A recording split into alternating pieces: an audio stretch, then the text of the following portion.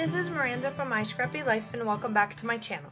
This process video is going to be a little bit of a tutorial. I wanted to show you a little bit of what I do for mixed media.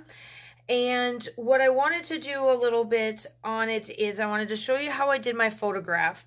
So first, I went into my Cricut design space. This is of my daughter's first soccer ball, shoes, and cleats, and then the shin guards. And I wanted it to be a heart or a star because my cut file is this. And these are cut files as well. So I wanted to show that, yes, you can take a photograph and turn it into a shape and then print it out. This is just on regular cardstock paper. And then I cut this one just a little bit bigger so this can be my border of it. And this cut file is from Paige Evans. And what I did is that this particular one is a stencil like. So I'm going to take this off like so.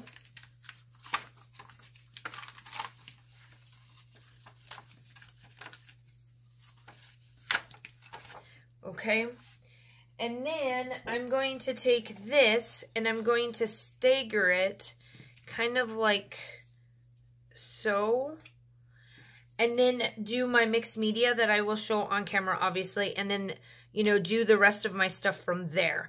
And so this is going to be what I am going to do with it for the part of the mixed media, and I will explain more as I go. But I wanted to state on here that if you guys want to know how to do this, please drop me a comment. This will be for Cricut users. I know that Silhouette can do it, but obviously I don't have a Silhouette, so I'm not for sure how.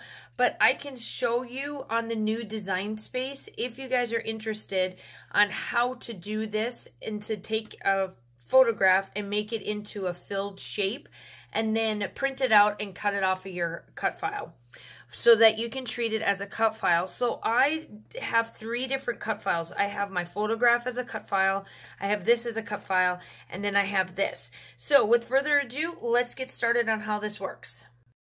Okay, so I've already told you a little bit about what I am doing for this particular layout, and here's where I am doing the stenciling. Now at first I thought I had to go very light with the amount, but due to the glass beads in it, you have to go chunky. So here I go. I just put it down and make sure that I can get a little bit of beads in every star section of this. And I do let this dry overnight before I work on it again. So you will see that a little bit of changes will come up with the videos, but that's because I had to let this dry. Glass beads, it takes a little bit for it to dry, but for the most part, it actually turned out amazing. I love how the end result of this is. So it works wonders to take the same cut file and turn it into a stencil. You know, just grab an old piece of paper, cut it up and use it as a stencil like I am here. And I'm using glass beads, so the mixed media that I put on it will be a little bit different. And I did not do any gesso because I was using inking. And you'll see what I do. And a little bit of it does come up and a little bit bleeds, but I'm okay with that. I'm completely fine. Here is a still shot of what it looks like. Isn't that amazing just to start out with? It looks a little different, but it works perfect. So here I really speed up. I grabbed out all 4 of my Simon Hurley's new inks and that new brush that I purchased that you see right there. I absolutely love them. They work perfect for me, and they don't bleed between colors either, I will tell you that. And also I am working on just using colors on the outside to really showcase this color. And in the still shots, you will see once the inking dries, how like off the page it comes up and how those stars just shine. And I'm placing 3 different colors. So I'm kind of going around in a circle with the colors, and I end up with the blue at the last. And I make sure that I place the blue all the way around and that you can see it and make it really stick out along with the other colors. And then I just kind of go in and blend wherever I feel like blending. It still turns out amazing. I absolutely love the way this looks. And look and see how those stars are just popping off that page.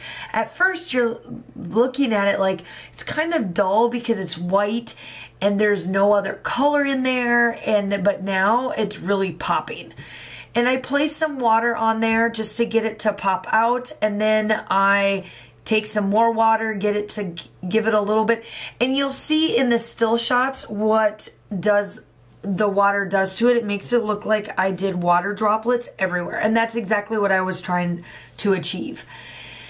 And I place this down. Now remember, this photograph is paper, so it took a minute for it to stick down, and then I realized that it wasn't working right. So then I had to do some foam because of the glue and the glass beads just didn't want to jive together. So I will let you know that if you're doing another paper or something like that, you need to place down a little bit of something more with it, something. Not sure why it doesn't want to stick, and I think it's because of what the glass bead is like. It's not like gesso to where you can glue down and it'd be done. It's got a rubbery film to it, I should say. So I am going through and doing a little bit of that thing that Missy Whitten showed, and I absolutely love this technique. I just love it. And I'm just placing this down and just giving it a little bit of something on the edges outside of this. Now I am using the collection New Day from Dear Lizzie. It's the new, well, not the newest one she came out with, but the one that came out late 2018. And I love what this looks like. It's just absolutely stunning.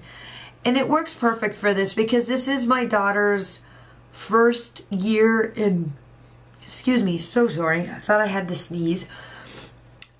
First year of soccer in the United States. She played some part-time stuff in Germany and played some German ball, but this is the first year that she played like US football or soccer.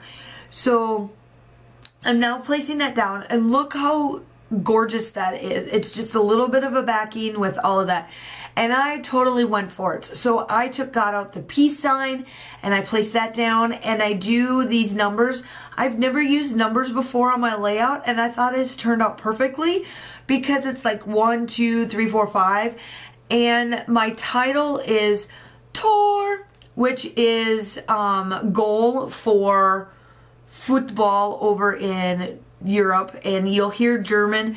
Like for me, when I watch football, like the European or soccer, I really love when we, you know, yell and jump. And let me tell you, I was doing it at her first game, all of that. And I love how this turned out. I just love these stickers or these letters and numbers just work perfectly together. Just love it. And make sure that you go, while you're seeing me put down some of the embellishments and working on it, I just want to let you know that make sure that you go and check out Heather from Heather's Crafty Life. She is our guest designer along with Laura and I. And make sure that you obviously go check out Laura as well. This is pretty much a tutorial to show you that you can use your cut files a little bit differently than a stencil. Not hard at all, pretty easy peasy on what I did, and it gives you just a little bit something different to do for a cut file than it is to kind of like, I don't want to say the norm of backing a cut file, but a lot of times, and I do it myself, a lot of times we tend to just back a cut file or place it down and kind of use it as an embellishment tool, where here I decided, because I don't have a star cut file or a star stencil, I should say, that is big enough for a 12 by 12. I have a star, but it's for a 6 by 6, and it wouldn't achieve this. And so I absolutely love that I turned a cut file from Paige Evans into a stencil.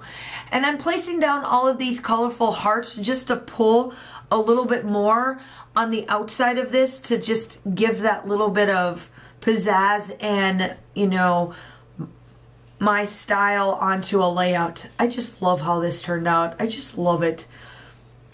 And I'm starting to finish out my embellishments. I'm looking at doing just little bits here and there and making sure that it works out well and what works for me and what doesn't. I placed little things like the giraffe by the 1. I placed a dragonfly and a butterfly. The dragonfly is on number 3 and number 5 has the butterfly. I also took the llama with the sunglasses and placed it on there because my daughter does wear sunglasses, or glasses I should say, and he's wearing glasses, or she. And I'm telling you right now that dragonfly does move, or the butterfly does move on there. I decided to use the blue llama instead of the pink, just because where the llama is sitting, it is blue, it's pink behind the background, and I didn't want the pink llama to stick, you know, to blend in and you didn't see it. And I'm just placing down little bits here and there on it, and I'm almost done. Now this is where it's coming pretty close of it being done as well. And it's turning out amazing. I love what it looks like. And so I add just a little bits of sayings in where I cut those little pieces out to add just a little bit of something there. And as I'm finishing up the layout here, the still shots are coming up. If you are new to my channel, that you came from Laura or from Heather's Crafty Life, like and subscribe if you like what you are seeing. I am doing a video a day. Both Laura and I are doing a video a day. However, in my normal realm of it, I do schedule about 3 to 4 ones a week, layouts a week, and I range from all different things. And let's see here, what am I finishing up with? I am now doing the title, and it's TOR, which is goal. I really learned a lot of German words, and football or soccer has always been part of my life anyway. My son has played it, I've coached it, and I'm coaching my daughter now. I'm not the official coach, but I am coaching her on her own time just to make sure she is doing midfield correctly and all of that. Other than that, I just absolutely love how this turned out. And I put the date, and then I call it pretty much done. Wait a minute, I get out gold splatters. I'm going to leave you with that, and I will talk to you tomorrow. Bye.